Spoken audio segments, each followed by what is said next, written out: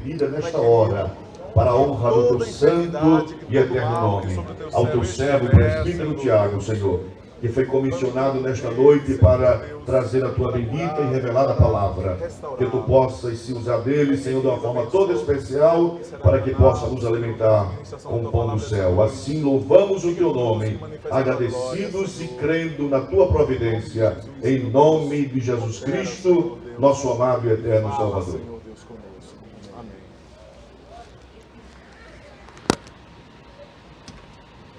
Cumprimento toda a igreja com a paz do Senhor. A igreja pode sentar-se. Eu solicito um microfone sem fio, por favor. Amados irmãos, antes de ministrarmos a palavra essa noite, eu queria fazer a leitura do relatório do Departamento de Evangelização, da campanha de evangelização que estamos fazendo todos os sábados, a partir das 14 horas até às 16 horas. Antes de lê-lo, queria fazer uma lembrança da Santa Ceia de hoje, onde o nosso pastor presidente trouxe uma palavra acerca da severidade de Deus, né? Fazendo menção lá em Mateus capítulo 21, em que o reino de Deus será tirado do povo dos judeus e será entregue a um outro povo que produza o seu fruto. E ele falou acerca da necessidade que temos de sermos negligentes e dedicados àquilo que o Senhor tem confiado em nossas mãos, para que não possamos perder, como diz ali Apocalipse capítulo 3, versículo 11, cuida do que tem, para que ninguém tome aquilo que está nas tuas mãos, que o Senhor confiou nas tuas mãos. E ele trouxe alguns exemplos, exemplo de Saul, exemplo da rainha Vasti, exemplo dos 10 talentos, e o exemplo dos 10 talentos, nós vemos na Bíblia Sagrada, que as 10 minas também fala ao mesmo sentido. Certa vez Jesus contou essa parábola, que entregou na mão de 10 homens, 10 minas, que quer dizer um salário de um trabalhador braçal de 3 meses. E deu um desafio de fazê-los crescer. Aquela mina, aquela quantia em dinheiro, eles tinham a obrigação de fazer crescer. E depois de um tempo, voltando para prestar conta, um tinha multiplicado aquela mina por 10 minas, outro tinha multiplicado por 5, outro por 2, e um não tinha multiplicado. O que não tinha multiplicado estava com medo de tentar comercializar, tentar fazer um trabalho de comércio, de prestação de serviço, que ele tinha que investir o dinheiro e de repente entrava em falência e não tinha o retorno, e quando o Senhor voltasse ele não poderia apresentar nada. Então ele foi, de uma certa forma, prudente no sentido de preservar a única coisa que ele tinha. E, amados irmãos, pensando nessa palavra do pastor Osvaldo, eu comecei, antes mesmo de saber que eu iria ministrar essa noite, porque foi após que o próprio pastor Osvaldo fez o convite, eu comecei a conversar com o Espírito Santo, dizendo para mim mesmo: Senhor, eu sei que tudo isso é uma verdade na tua palavra, mas como eu posso coadunar, como eu posso justificar, como eu posso aglutinar toda essa severidade, toda essa rigidez, quando o Senhor fala também lá, a árvore que não der fruto eu corto para que seja jogado no fogo, mas a que der fruto eu podo para que dê mais ainda. Como eu posso coadunar tudo isso, Senhor, com o teu amor, com a tua misericórdia, com a tua graça, conversando eu com o Espírito Santo?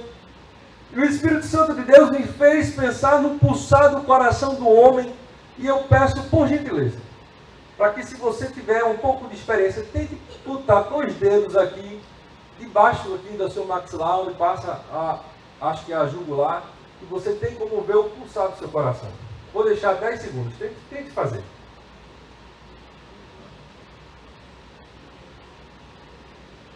Você está vendo o seu coração no ritmo, que ele tem um ritmo, que ele tem um passo, que ele tem uma pegada.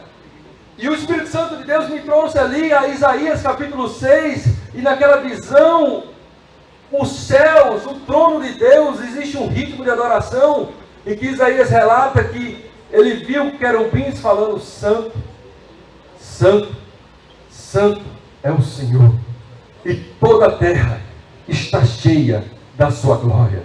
Em outras palavras, Santo, Santo, Santo é o Senhor. Toda a terra se encherá do conhecimento do Senhor. Toda a terra se encherá da sua glória. A família Silva irá nela ser santificado o teu nome.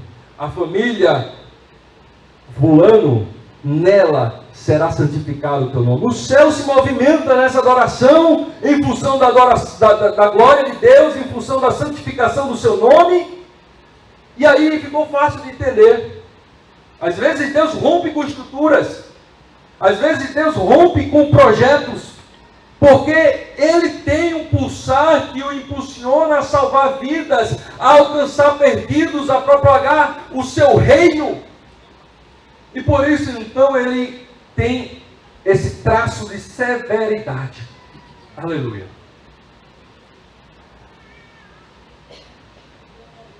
E pensando então, irmãos, antes de ler o relatório,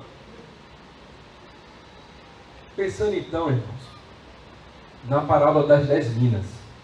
Às vezes a gente ouve as palavras e tenta aplicar em função da sua vida, mas aplicando em função da igreja. Qual o crescimento que nós temos tido diante de Deus? Às vezes algumas igrejas crescem e atingem um ponto de saturação e se dá por conformado. Algumas igrejas pequenas têm ali o número de 100, de 200, e passa anos e sai anos, passam 10 anos, 20 anos, você volta naquela igreja e está no mesmo jeito. Algumas pessoas morreram, outras foram transferidas, outras se desviaram, outras chegaram, mas ela não cresceu.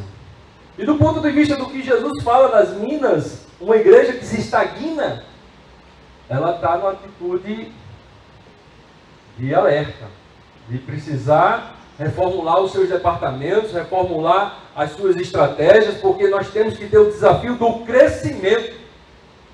E isso vale para nós, irmãos.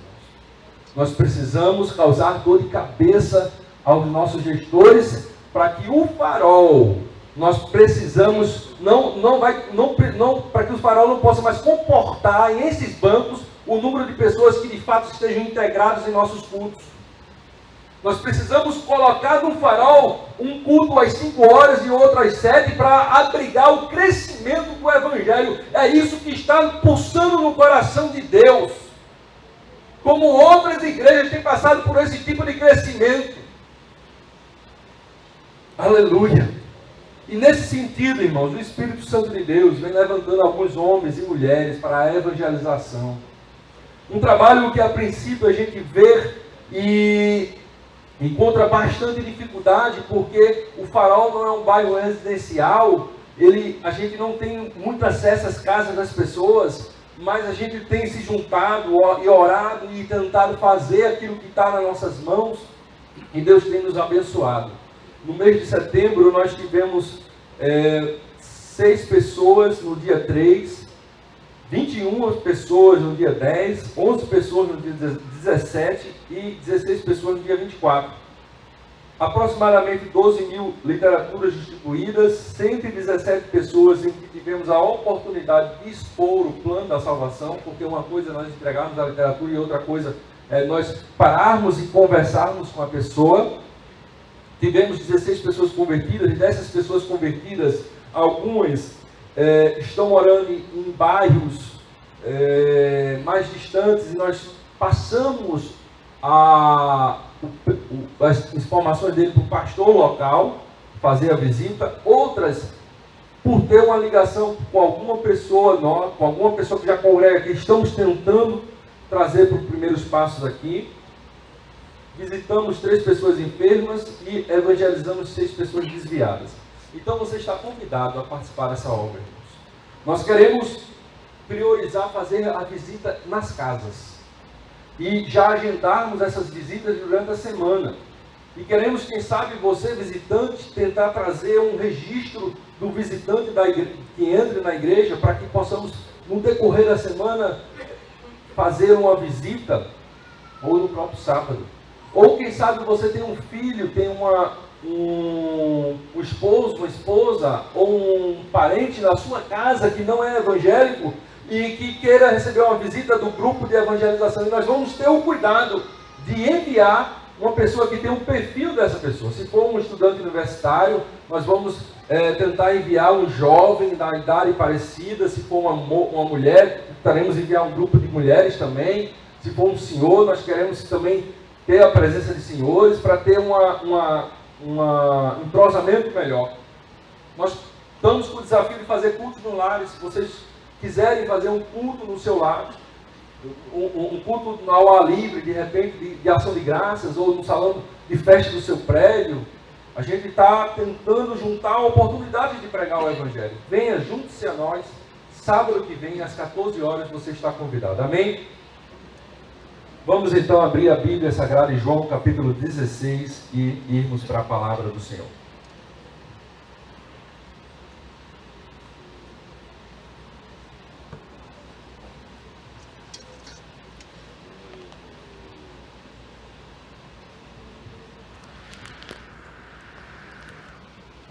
Glória ao teu nome, Jesus.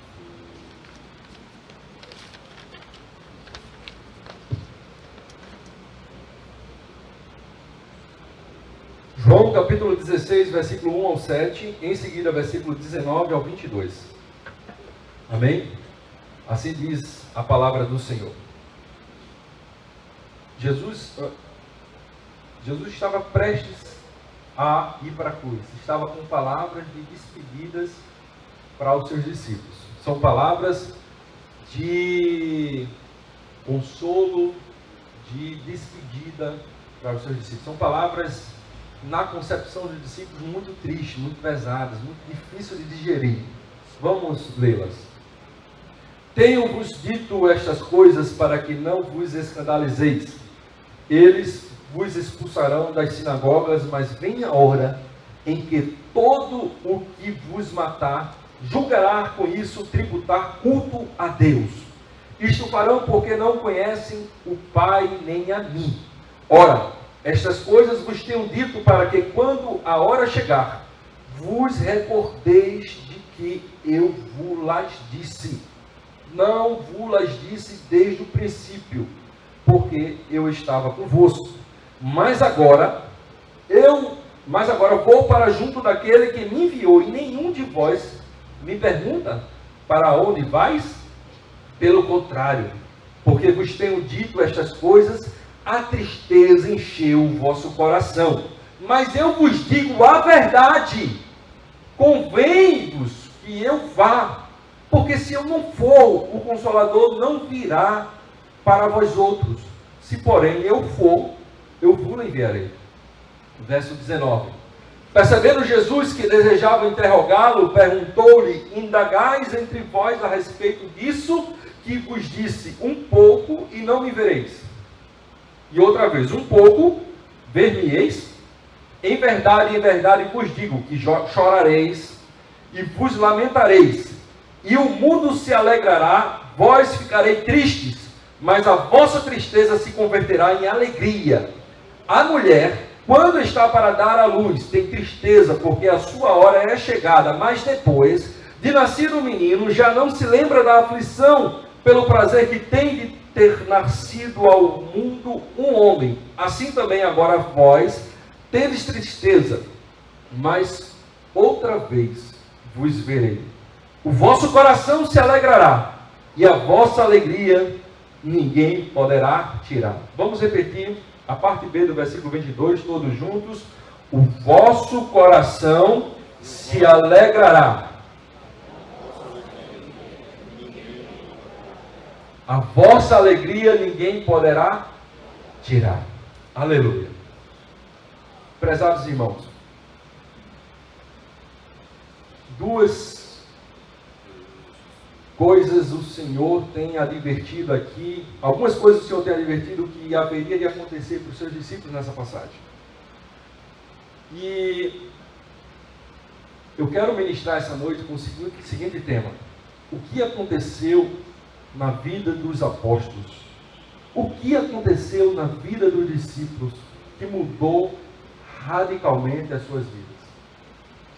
Porque eles estavam vivendo um cenário tenebroso que o próprio Jesus avisou que eles iriam passar, um momento que o coração deles se encheria de tristeza, as convicções deles seriam abaladas, eles iriam se esconder, eles iriam pensar que, como a mulher em sua dor, no seu parto, ele iria pensar que ali era o fim, mas que algo iria acontecer, que a vida deles iriam ser radicalmente transformada. Quando isso acontecesse, a alegria ia inundar o seu coração, de forma que ninguém mais iria tirar aquela alegria. E de fato os discípulos passaram por momentos maus bocados a partir da prisão de Jesus Cristo. Momentos em que eles faltaram a fé. Momentos, irmãos, que a primeira pessoa que testemunhou a ressurreição de Cristo, que foi as mulheres, quando vieram avisar os discípulos, eles concluíram que elas estavam loucas, estavam tendo alucinação. Tamanha era a falta de fé deles. Momentos que eles pensaram em voltar para trás, para a sua cidade de origem, para Emaús, porque tudo estava acabado. Momento em que quem era profissional liberal, dentre eles pescadores, pensaram em voltar a desenhar suas redes e voltar a trabalhar em busca do pão de cada dia, porque o ministério que Jesus tinha lhe oferecido parecia que não fazia mais sentido. Mas algo, irmãos, aconteceu. E no trimestre passado, na escola bíblica dominical, a revista aponta ali justamente esse pensamento. O que aconteceu com os discípulos que fez com que mudasse completamente aquela trajetória de insucesso que estava ali após a prisão de Cristo. E ela apresenta o batismo com o Espírito Santo como o que tenha revolucionado aqueles homens. E pensando eu nesse assunto, em conversa com o Espírito Santo botou no meu coração, além disso, 2 fatos. O primeiro fato, a ressurreição. E o segundo fato, a comunhão e o revestimento de poder com o Espírito Santo. E nós queremos orar a Deus para que nessa noite nós adentremos nesses assuntos. Como o poço é fundo, a nossa corda é curta, nós não conseguiremos explanar completamente o tema. Em relação à comunhão com o Espírito Santo e o batismo com o Espírito Santo, irei me reservar apenas a dar o meu pequeno testemunho no final, como conclusão dessa mensagem, como tive a experiência do batismo com o Espírito Santo. Pretendo me ater então à ressurreição, ao impacto que foi gerado na vida dos discípulos, pois eles vinham numa trajetória e de repente, como um furacão, como um tsunami, vem ao encontro deles e traz um forte impacto. E este mesmo impacto eu quero, com a graça do Senhor, ministrar para vocês essa noite, para que vocês também possam ter essa experiência, porque é exatamente as duas coisas que transformaram aqueles homens tão frágeis a alcançar todo mundo conhecido daquela época, elas estão disponíveis para nós. A convicção da ressurreição e a experiência com o Espírito Santo de Deus estão disponíveis para nós. Aleluia. Glorificado seja o nome do Senhor. Glória a Deus. O texto, antes de adentrarmos na questão da ressurreição, o texto que nós estamos, João capítulo 16, versículo 1 e 4, Jesus prepara o coração dos discípulos. Ele avisa, olha, eu tenho vos avisado, para que quando aconteça, vocês não se escandalizem. Vai chegar um tempo em que as pessoas vão pensar em estar cumprindo a vontade de Deus e vão estar atrás de vocês, para enforcá-los, para apredejá-los, para queimá-los vivos. Isso vai acontecer. Mas tenha bom ânimo, porque eu estarei convosco. Glória a Deus. E Jesus está avisando que eles vão ser semeados. O que Jesus tinha para eles, irmãos, não era reinar naquele momento Israel, mas sim que eles iriam ser semeados como uma semente que iria morrer para poder dar o fruto. E assim de fato aconteceu, irmão, na igreja primitiva, conforme a morte dos santos do Senhor. Tantos mais o Senhor iria acrescentando aos que criam. E Jesus estava preparando os corações dele. E era uma palavra difícil de ser ouvida. Difícil, imagine, irmãos, essa palavra vindo ao seu encontro. Você tem que estar preparado de passar por isso. Imagina ali a sensação de estar próximo ao poder do Estado Islâmico, próximo a milícias, próximo a grupos armados que estavam prestes então a trucidar com as suas vidas. Jesus tem preparado os seus discípulos para enfrentar tamanha situação. Aleluia. Mas algo parece entristecer os seus discípulos, porque ele disse: eu não vou estar convosco, eu vou ter que ir. Então a Bíblia diz no versículo 5 e 6, relata a tristeza no coração dos discípulos, que algo apertou o coração deles e eles se amarguraram. E Jesus disse: olha, mas haverá uma compensação que será melhor do que a minha presença convosco. A compensação será a presença do Espírito Santo como Consolador. Porque eu vou para o Pai, e assim que eu vou para o Pai, eu vos enviarei o Consolador. E eu vos digo isso em verdade.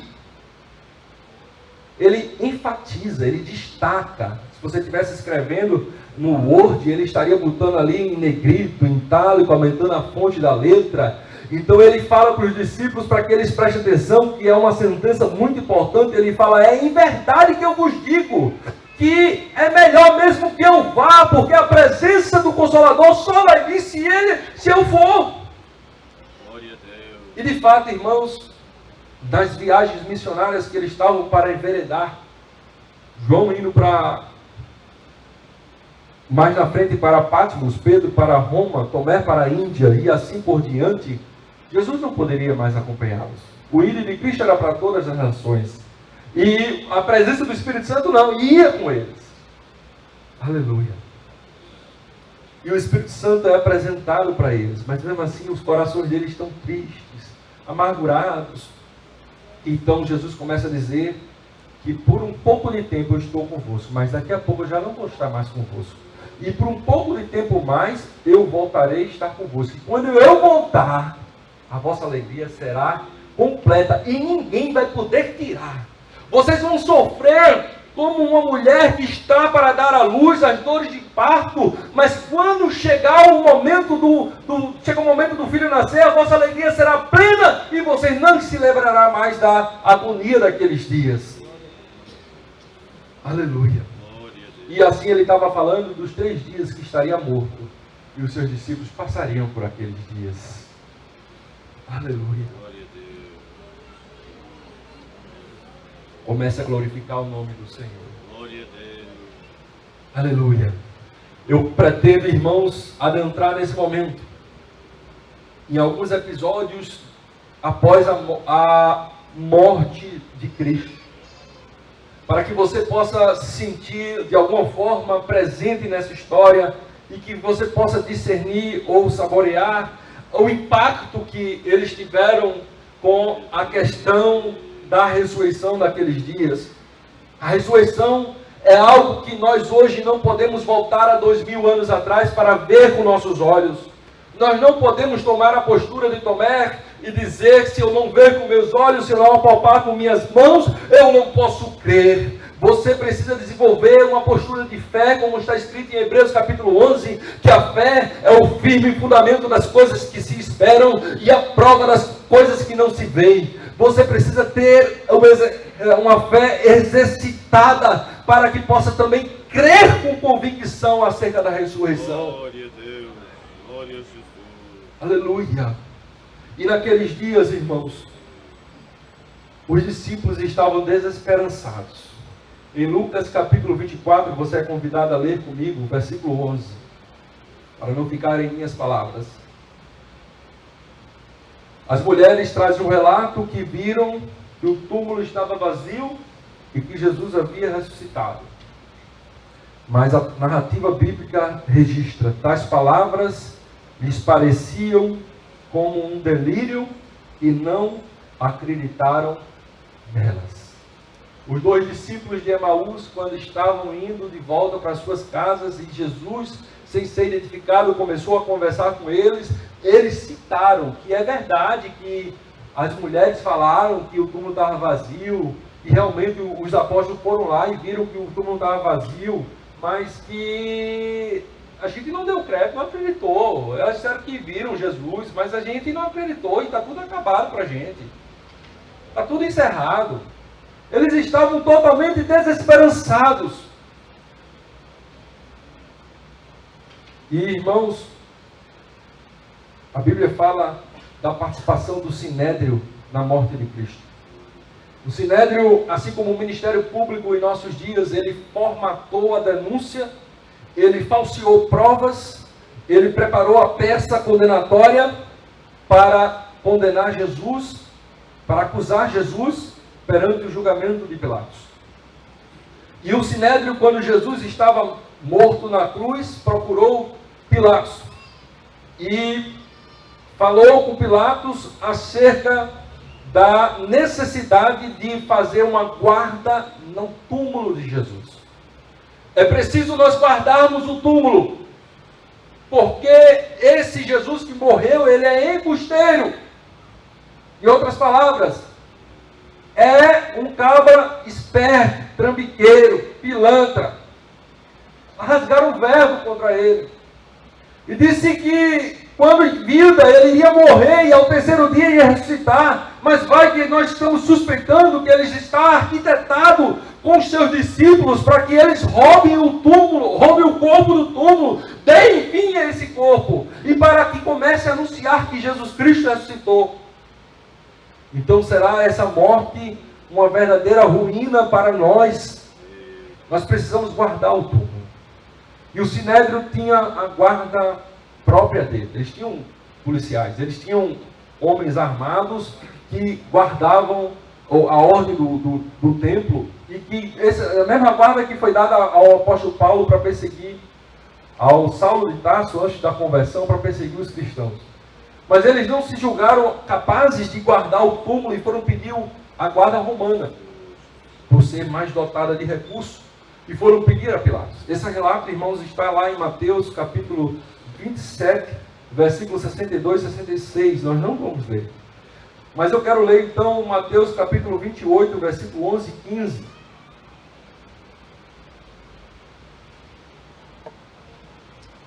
Porque esses guardas romanos que estavam guardando o túmulo presenciaram o fato de uma grande luminosidade, um fato sobrenatural que eles não sabiam explicar, apenas uma grande luminosidade.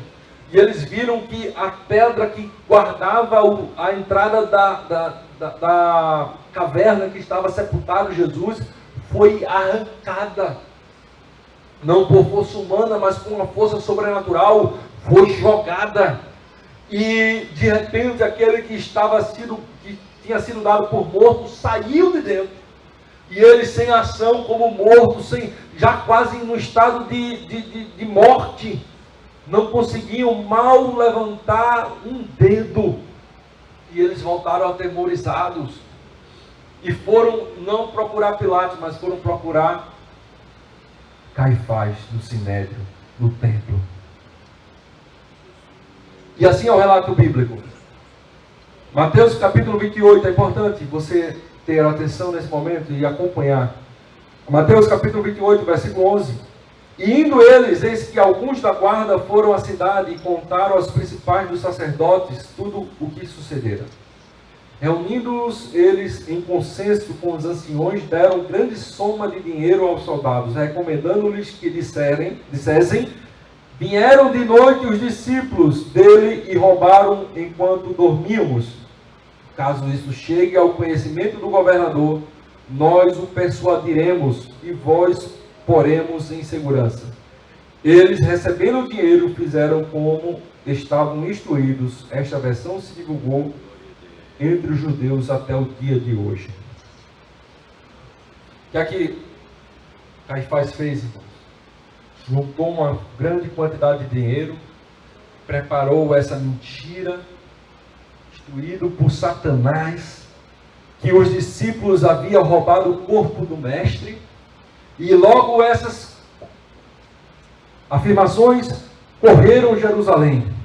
Os discípulos estavam totalmente sem fé, já tinham constatado que o túmulo estava vazio, não sabiam o que aconteceu, estavam pensando que alguém roubou o corpo de Jesus, não estavam esperando pela ressurreição, mas de repente, irmãos, começa a vir a denúncia, foram os discípulos, então eles se ficaram mais acovardados, mais com medo ainda, tudo reunido em uma determinada casa, tudo acovardado. Aleluia. Glória a Deus. E de repente, irmãos, os discípulos estavam reunidos, não com Tomé, mas o próprio Jesus aparece entre eles e diz: a graça seja convosco. Jesus se apresenta para eles, não abriram porta, não entrando por janela, mas passando entre as paredes, e se apresenta para eles, e eles se regozijam. Só que Tomé não estava presente. E Tomé, depois, quando chegou junto com os discípulos, veio contaminado com essas mentiras, veio contaminado com essa hipótese de roubo do corpo de Jesus, e ao chegar perante os discípulos testemunharam: é verdade, Tomé, o testemunho das mulheres foi confirmado, porque o próprio Jesus apareceu entre nós, e de repente chegou os 2 discípulos de Emaús, e também testemunharam o que viram, e Tomé passou por um dilema, que é um dilema meu e seu essa noite, meu e seu, que devemos ter uma postura diante desses fatos. O Tomé começou a falar e dizer: olha, eu não posso crer. Eu não posso crer se eu não ver com meus olhos. Eu não posso crer se eu não transpassar as suas mãos com os meus dedos. Eu não posso crer se eu não tiver visto. O coração de Tomé estava cheio de mentiras do inferno. Mentiras que tinham sido os seus próprios companheiros, os seus próprios amigos, que tinham roubado o corpo do mestre, tinham escondido e começado a mentir para se promover, para buscar vantagens. E de certa forma, irmãos, nós estamos numa situação muito parecida com a de Tomé. Nós não podemos ver, nós não podemos transpassar suas mãos. Nós precisamos crer no relato que chegou até nós. Nós precisamos ter um exercício de analisar as evidências. E assim como a teoria da conspiração, e essa teoria que se divulgou entre os judeus até os dias de hoje, ela ganha terreno e ocupa até os dias de hoje alguns críticos do Evangelho que têm sustentado que Cristo não ressuscitou e que foi um complô, foi um arrumadinho dos próprios discípulos. Existem outras teorias que também vêm bombardear o nosso coração, teorias que são fomentadas, que são patrocinadas pelo inferno, que vêm trazer dúvida acerca da ressurreição de Cristo. Há corrente minoritária, porque não tem procedência alguma, mas há que fala que os apóstolos passaram por uma experiência de alucinação coletiva. Eles tiveram uma visão coletiva e viram Cristo ressuscitado, porque há pessoas que realmente se dobram ao fato que não é possível haver falsidade no testemunho dos apóstolos. Porque se os apóstolos estivessem mentindo, eles não teriam ido até o final em seu testemunho, até a morte, sendo esmagados pelo aquele poder da época. Eles teriam em algum momento apelado para a delação premiada. Eles em algum momento teriam negado a fé. Eles não teriam suportado até o final. E alguns críticos tentam sustentar-se. Não é possível que eles não estejam de fato crendo, mas eles não podem ter visto, porque Cristo não ressuscitou, porque não há milagres, milagres não existem. O que pode ter acontecido naquele dia foi uma visão coletiva. Mas essa teoria não se sustenta. Do ponto de vista da psiquiatria e da psicologia, é impossível um ser humano ter uma visão coletiva. Você quando vai no hospício, irmãos, você vê alguém ali dizendo que é Adolf Hitler, você vê outro dizendo que é a Madre Teresa de Calcutá, outro dizendo que é Jesus Cristo, outro dizendo que é uma vaca, um boi. As visões são difusas, as visões não se coadunam, e essa teoria não se sustenta. Outra teoria, irmãos, que também vem aos nossos ouvidos, como aquela teoria da conspiração, veio nos ouvidos de Tomé, e nós de fato hoje estamos diante de um dilema, o dilema de Tomé, que temos que ter a opção de decidir em que crer, em que se posicionar, como Josué falou para a sua casa, para o povo de Israel: eu e minha casa serviremos ao Senhor. Você tem que se decidir como crer diante desses fatos, e passar isso para a sua casa, passar isso para os seus filhos, passar isso para a sua esposa, passar isso para a sua descendência, passar isso para os seus vizinhos, para as pessoas que perecem. Outra teoria é que Jesus de fato não morreu. Existe um estado clínico do ser humano em que o seu batimento cardíaco é reduzido a uma frequência mínima, que torna-se imperceptível a tato. E a respiração também ele fica num verdadeiro estado de sem nenhum impulso vital detectado pelo tato humano. E há pessoas que pensam, que defendem que Cristo não morreu, que alguma coisa aconteceu, que deram como morto, e quando foram os discípulos roubar o corpo, ou então o próprio Jesus rolou a pedra. Olha que coisa fantasiosa. Alguém que sofreu, alguém que foi vilipendiado, foi chicoteado, foi transpassado, alguém que sofreu, que nos dias de hoje estaria no UTI, como que se levantaria daquele túmulo e teria força para rolar aquela pedra? São hipóteses, irmãos, hipóteses que vêm até nós, hipóteses que o seu irmão, que de repente o seu parente pode estar pensando. Porque, irmãos, quem crê na ressurreição de Jesus Cristo, crê em toda a sua obra. O apóstolo Paulo fala: se com teu coração se com tua boca tu confessares Jesus como o Senhor, e com teu coração tu creres que Ele ressuscitou entre os mortos, serás salvo. Não é uma oração de confissão: Jesus, eu te aceito, te recebo. Não é só isso que testifica a salvação. Segundo o apóstolo Paulo, é preciso a convicção da ressurreição no seu coração. Se você tiver essa convicção, você será salvo. Glória a Deus. Então essas hipóteses têm sido fomentadas por Satanás, têm alcançado nossa civilização, nossa cidade, as internets, os sites, os blogs, os vídeos. E o Evangelho precisa ser pregado com convicção de fé, não de homens que estiveram lá para ver, mas de homens que têm 100% de certeza do que estão falando. Glória a Deus. Aleluia! Glorificado seja o nome do Senhor. Eu quero agora voltar ao princípio da investigação forense. Irmãos, redobre sua atenção. Quem acompanhou aqui o caso da Isabela Nardoni, que foi jogada da janela do seu prédio, e a Polícia Civil concluiu o inquérito, o Ministério Público ofereceu a denúncia conforme a perícia civil, e eles chegaram a conclusões com alto grau de poder e certeza. É certo que tinha hipóteses que tentavam ser sustentadas pela defesa. É certo que os pais daquela menina sustentaram o fato do possível arrombamento da sua porta, e que um ladrão tinha entrado e tinha feito aquele mal com aquela menina, e não foi eles. Mas, irmãos, diante das evidências, a polícia, o Ministério Público, o júri, precisou se posicionar para analisar as evidências. e foi constatado que a hipótese levantada pela linha de defesa não tinha nenhum respaldo, não tinha nenhuma consonância com as evidências do crime, não tinha consonância com as evidências achadas com os vestígios de sangue ainda no carro dos pais, não tinha consonância, nenhum vestígio de arrombamento, nenhum sinal de invasão naquele prédio, era uma hipótese vazia.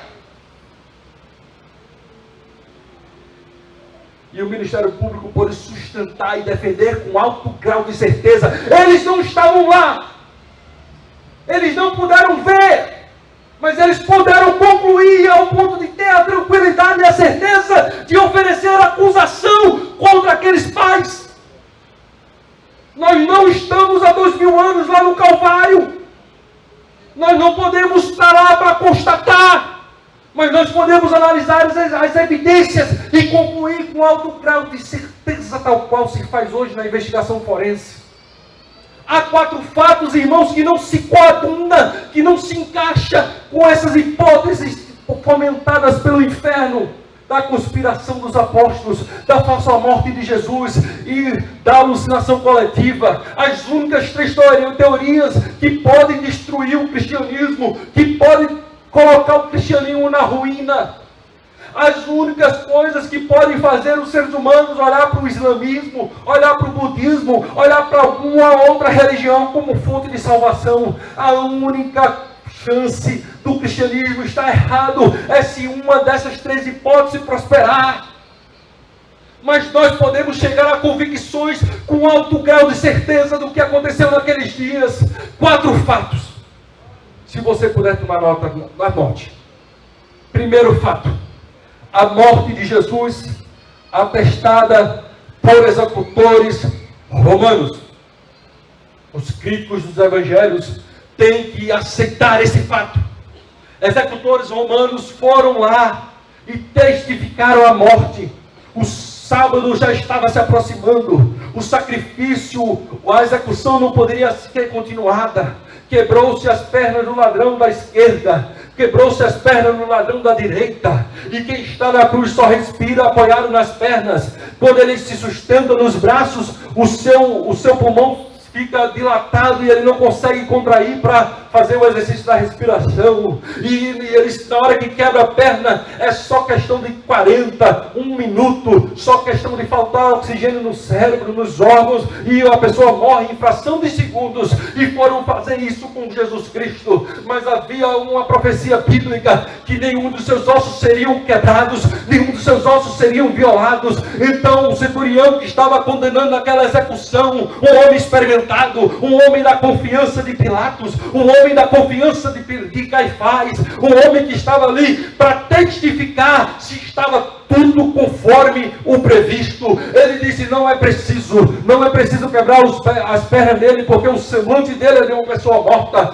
mas como eu tenho que ser responsável por minhas decisões, pegue aqui uma lança, transpassa de um lado até alcançar o seu coração. E segundo relatos médicos, especialistas médicos que registram o sangue misturado com a água que saiu daquela lança que entrou de um lado, provavelmente por debaixo da costela, e só parando ao bater na cavidade torácica do outro lado, essa lança perfurou os pulmões, provavelmente alcançando o coração. E como perfurou os pulmões, um sinal de morte evidente é que essas águas estavam congestionadas já nos seus pulmões. Ao perfurar o pulmão, saiu, e é uma evidência clínica e médica que ele de fato estava morto.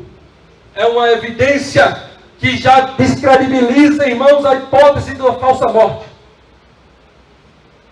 Segundo fato: sepultamento de Jesus na tumba de José de Arimateia.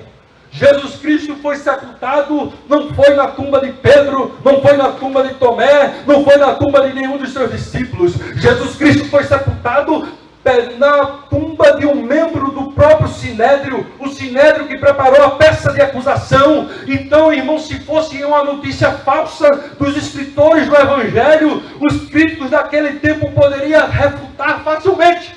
Que história é essa? Cristo nunca morreu. Mas de fato ele foi sepultado na tumba de José de Arimateia.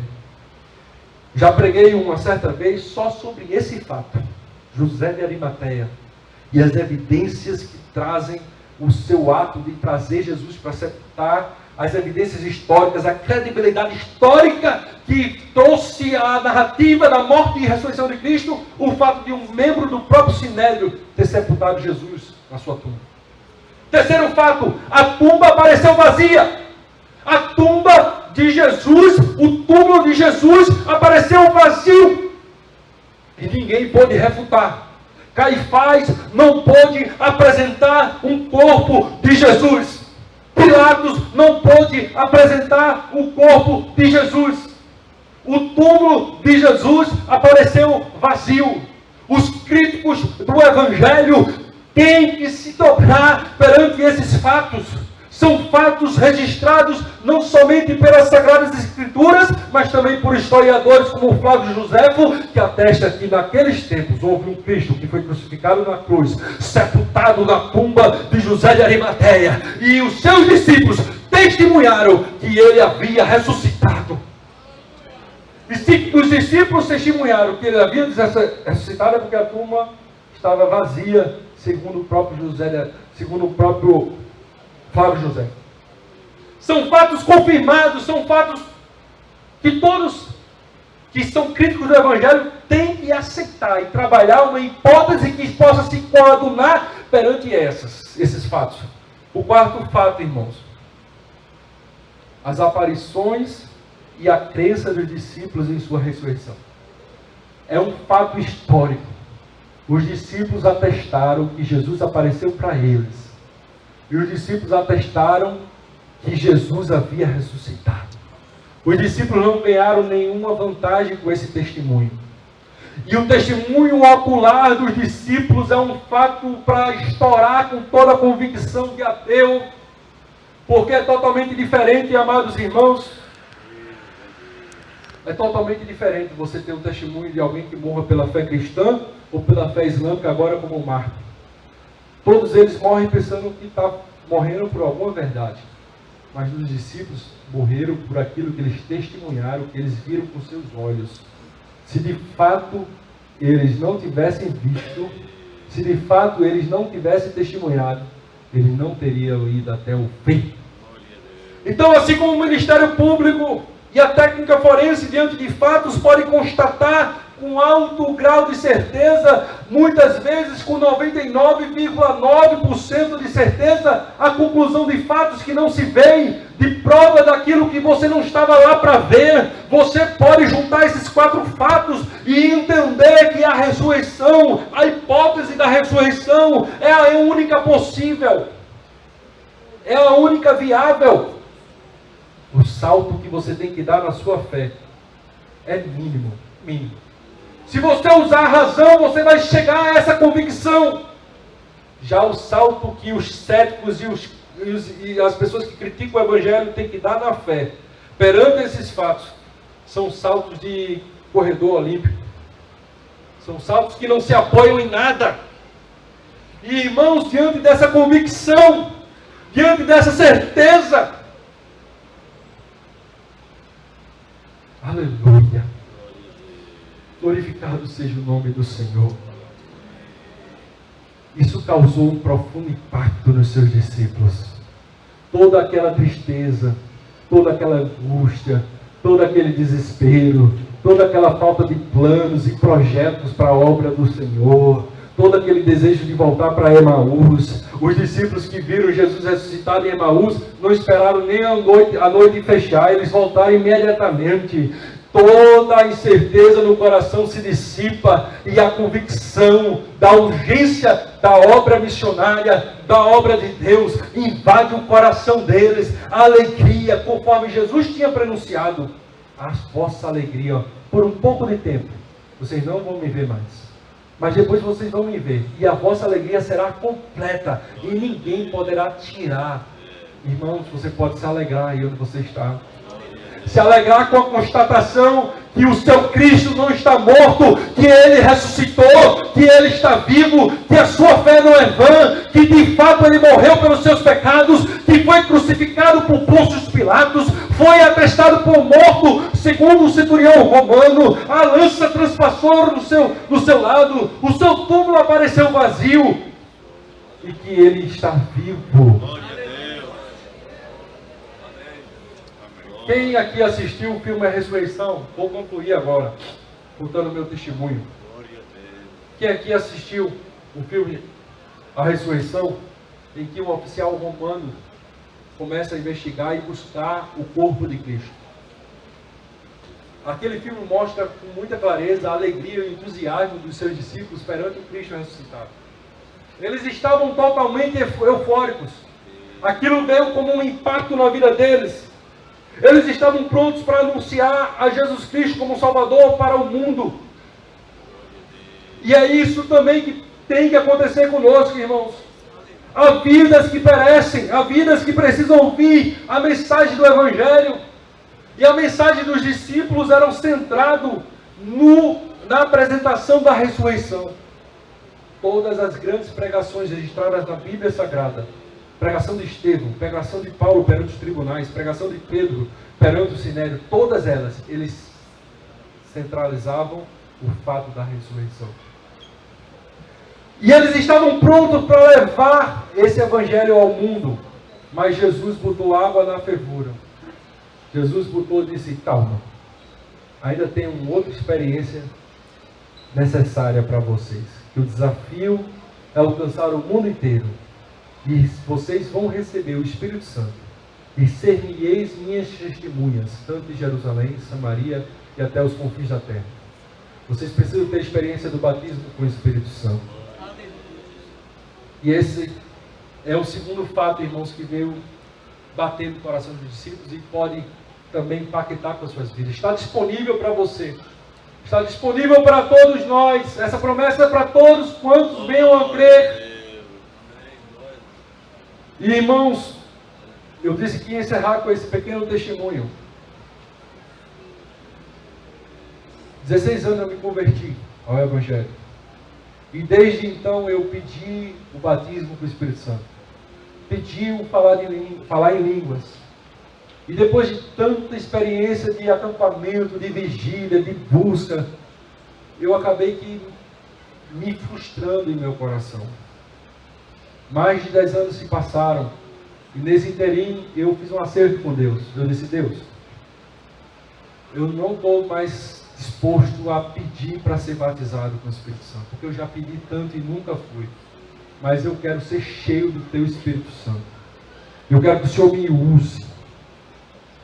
E eu tinha feito esse acerto, mas 10 anos depois eu já obreiro na casa do Senhor, uma situação se desenrolou, em que eu vi encurralado, eu vi sem força, e eu disse para mim mesmo: Senhor, não tem como eu continuar, eu vou desistir do Teu chamado na obra, eu não tenho como continuar, a situação se enlaçou e eu não posso ir à frente. Aí eu disse: Jesus, se o Senhor não me batizar com o Espírito Santo hoje à noite, eu vou orar até o Senhor me batizar. Rasga aquilo que eu falei, Senhor, que eu estava frustrado e que não queria mais te pedir. Eu hoje de fato preciso, eu quero, Senhor. Falei com minha esposa: não me incomode, deixe-me orar até o Senhor me visitar. E eu fui para altas horas da madrugada, acordei no outro dia e nada tinha acontecido. Fui para a igreja, o Espírito Santo botou no meu coração: abra o culto e leia a descida do Espírito Santo. E eu disse: Senhor, menos de 24 horas dessa oração, Senhor, Tu sabes como eu já estou tão frustrado. Eu estava certo que isso ia acontecer nessa madrugada e o Senhor não fez. Mas eu vou ler, vou responder ao que você está mandando. Eu li para a igreja. Veio um pregador pregar na igreja e ele leu. Depois, ele chegou na igreja depois de eu ler a leitura bíblica. Ele não viu a leitura bíblica e ele começou a pregar em cima daquela leitura. E o Espírito Santo confirmou no meu coração que Deus estava nesse negócio.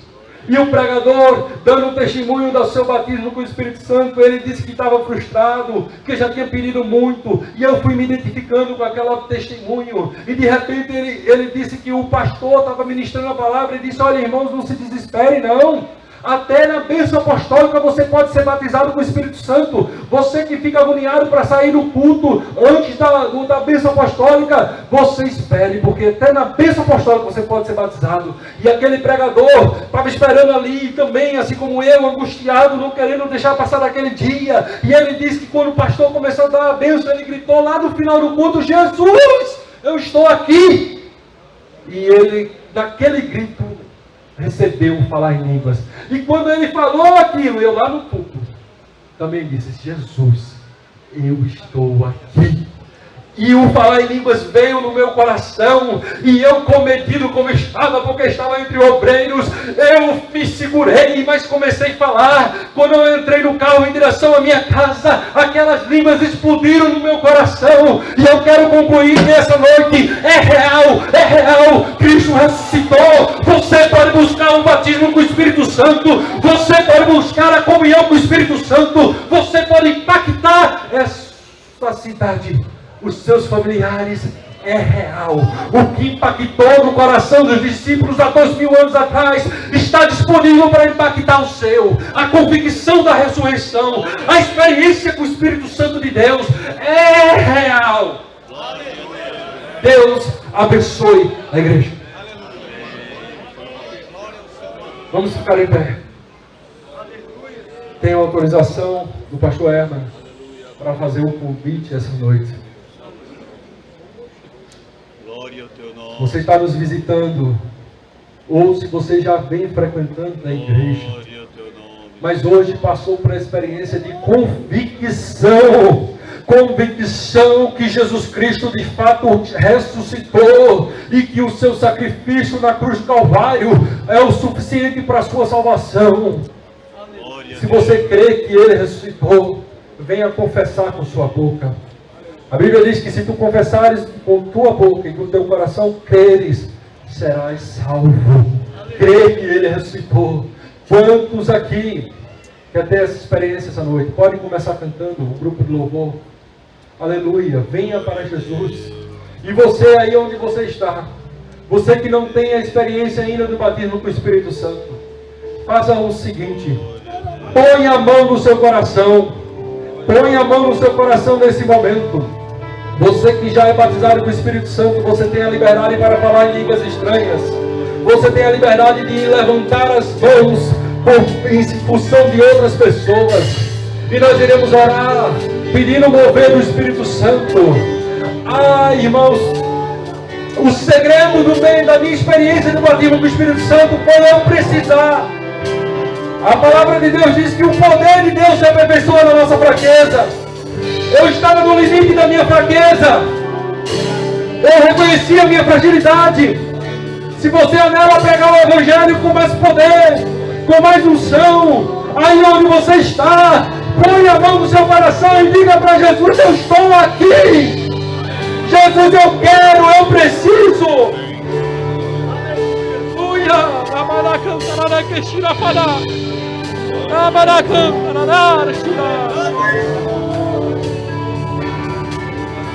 Há alguém essa noite para entregar-se a Jesus?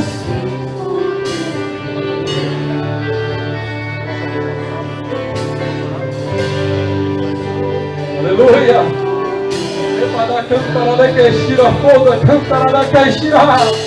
Santo, santo, santo, santo é o Senhor! Aleluia! Ele ressuscitou! Creia! O Espírito Santo está aqui, está do seu lado. Ele pode tocar em você nesse momento com as línguas. Glorifica a Deus. Bote a mão no seu coração. Bote a mão no seu coração e peça. Diga: Senhor, eu quero essa experiência. Aleluia. Glória ao nome de Jesus. Aleluia! Santificado seja o nome do Senhor. Nós te pedimos, Senhor, opera agora, Senhor. na vida das pessoas que estão com as mãos em seu coração pedindo o toque do Teu Espírito Santo. Confirma, Senhor, a ministração da Tua palavra. Traz um impacto profundo sobre o Teu povo. Confirma, Senhor, que o Senhor está nessa palavra. Deus amado, e agora em nome de Jesus eu te peço. Mova-se no Teu povo, Senhor. Espírito Santo de Deus, mova-se no Teu povo.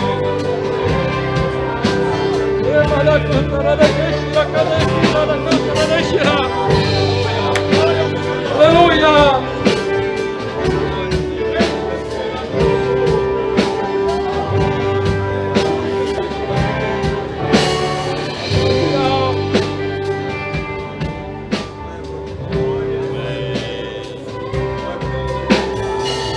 Vamos orar. Aleluia! Glorificado seja o nome do Senhor. Pedimos para ficar só com o instrumental nesse momento. Redobre sua atenção. Se você precisa, se você deseja intensamente, Ele vai responder você. Deseje com toda a sua força, com todo o seu coração. Eu vou orar. Senhor nosso Deus, Senhor nosso Pai, queremos nesta noite, Senhor, agradecer o Teu nome, Jesus, que morreu pelos nossos pecados e vivo está. Deus, e essa crença, Senhor, que o Senhor está vivo, que o Senhor de fato ressuscitou, nos traz a certeza da salvação. Mas, Senhor, nós queremos mais, Senhor. Nós queremos que o Senhor nos leve à experiência do revestimento do batismo do Teu Espírito Santo, porque nós queremos alcançar essa cidade, porque nós queremos alcançar nossos vizinhos, nós queremos desfrutar, Senhor. Jesus, nós clamamos a Ti, meu Pai. Jesus, nós te pedimos por essas pessoas, nós te pedimos por esses irmãos que estão a Te pedir, que não têm essa experiência. Deus, que porventura teve e se esfriou, que o Senhor possa renovar essa noite. Oh Deus, em nome de Jesus, em nome de Jesus, em nome de Jesus, Espírito Santo de Deus, Espírito Santo de Deus. A hora não nos permite avançar, irmãos, mas você pode continuar essa busca, esse culto, fechando a porta do seu quarto, dobrando os seus joelhos e dizendo: Jesus, Espírito Santo, estou aqui, eu preciso, eu quero. Continue em seu quarto, continue em sua casa, e você vai trazer respostas, você vai trazer testemunho para essa igreja, do que o Espírito Santo fez a partir desse mover, a partir dessa convicção que Cristo ressuscitou. A sua vida vai ser transformada, assim como os apóstolos. Os apóstolos precisaram de alguns dias de oração no cenáculo, após a constatação da ressurreição de Cristo. Talvez Ele queira 3 dias de você. Talvez Ele queira 10 dias de você. Talvez Ele queira 15 dias de você. Talvez Ele queira 50 dias, assim como o apóstolo de você. O Espírito Santo te chama à oração. Não desista, e você vai alcançar. Deus abençoe.